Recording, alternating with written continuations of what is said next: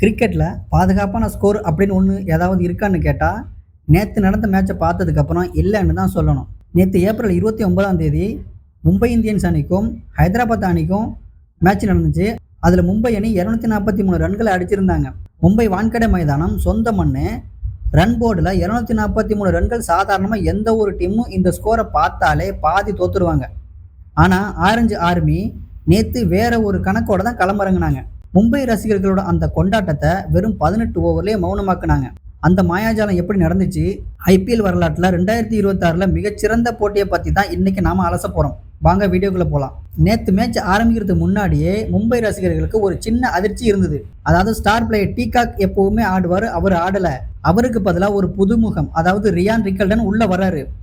யாருப்பா இவர் அப்படின்னு எல்லாரும் யோசிச்சு முடிக்கிறதுக்குள்ளேயே மனுஷன் மைதானத்தோட நாலா பக்கமும் பந்தை பறக்க விட்டுருக்காரு. இது வெறும் பேட்டிங் மட்டும் இல்லை, ஒரு சூறாவளி அப்படின்னு தான் சொல்லணும். அது மாதிரி 44 பந்தில் சதமே அடிச்சிருக்காரு.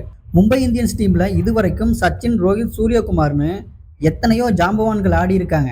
ஆனால் அவங்க யாராலையுமே முடியாத அதிவேக சதத்தை இந்த ரிக்கல்டன் அடித்து சாதனை படைச்சிட்டாரு.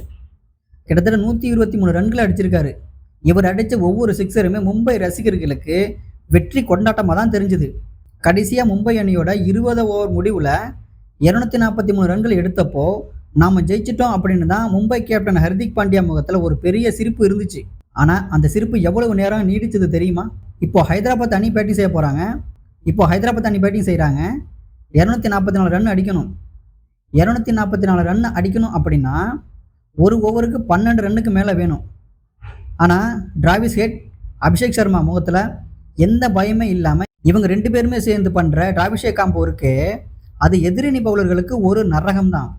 முதல் ஓவரில் இருந்தே பவுண்டரி மலை தான். பவர் பிளே முடிகிறப்போ ஸ்கோர் போர்டை பார்த்தா 92 ரன்கள் அடிச்சிருந்தாங்க. மும்பை பவுலர்கள் பும்ரா, ஆகாஷ், மத்வால்னு யாரை போட்டாலுமே ஹெட்டு அதை பற்றி கவலையே படலை. 30 பந்தில் கிட்டத்தட்ட 76 ரன்கள் அடிச்சிருக்காரு. அதில் 8 சிக்ஸர்கள் அடங்கும். ஹெட் அவுட் ஆகி வெளியே போகும்போது மும்பை அணிக்கு ஒரு சின்ன நம்பிக்கை வந்துச்சு. ஆனால் அங்கே தான் ஒரு பெரிய கிளைமேக்ஸ் காத்துக்கிட்டு இருந்துச்சு. மேட்ச் ஒரு கட்டத்தில் டைட்டாக மாறிச்சு. ஆனால் களத்துக்குள்ளே வந்தார் ஹென்ரிச் கிளாசன். இவர் இப்போ இருக்கிற ஃபார்முக்கு நிலவில் போய் பந்து போட்டாலும் சிக்ஸர் அடிப்பார் போல, அந்த அளவுக்கு இருக்காரு. எந்த ஒரு பதற்றமும் இல்லாமல் ரொம்ப கூலாக 30 பந்தில் கிட்டத்தட்ட 65 ரன்கள் அடித்தார். அதே மாதிரி அவருக்கு துணையாக இருந்த சலில் அரோரா அப்படி ஒரு ஆட்டம். கடைசி 2 ஓவர் வரைக்கும் போகும்னு பார்த்தா மேட்சை 18வது ஓவர் 4வது பால்லையே முடிச்சிட்டாங்க. 243 ரன் அடித்தும் மும்பை அணி தோற்று போயிட்டாங்க. 243 ரன் அடிச்சும் தோற்று போன மும்பை வீரர்களோட முகத்தை பார்த்தா அவங்க முகமெல்லாம் அப்படியே வாடி போச்சு.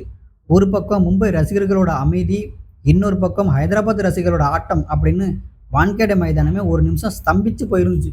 இந்த மேட்ச் நமக்கு ஒன்று சொல்லுது, கிரிக்கெட்டில் எதுவுமே சாத்தியம். மும்பை அவங்க தப்பை திருத்திக்கணுமா, இல்லை ஹைதராபாத்தோட இந்த அதிரடி ஆட்டம் கப்பு வாங்குற வரைக்கும் நீடிக்குமா? ரிக்கல்டனோட இந்த மிரட்டலான சதத்தை விட ஹெட்டோட அந்த பவர் பிளே ஆட்டம் தான் மும்பையை காலி பண்ணிருச்சுன்னு நான் நினைக்கிறேன். நீங்கள் என்ன நினைக்கிறீங்க? மும்பை பவுலிங்கில் என்ன தப்பு நடந்துச்சு அப்படின்னு கமெண்டில் சொல்லுங்கள் பார்ப்போம். இந்த வீடியோ பிடிச்சிருந்தா உங்கள் கிரிக்கெட் நண்பர்களுக்கு ஷேர் பண்ணுங்கள். மறக்காமல் நம்ம சேனலை சப்ஸ்கிரைப் பண்ணுங்கள். நாளைக்கு இன்னொரு சுவாரஸ்யமான மேட்ச் அப்டோட உங்களை சந்திக்கிறேன். நன்றி.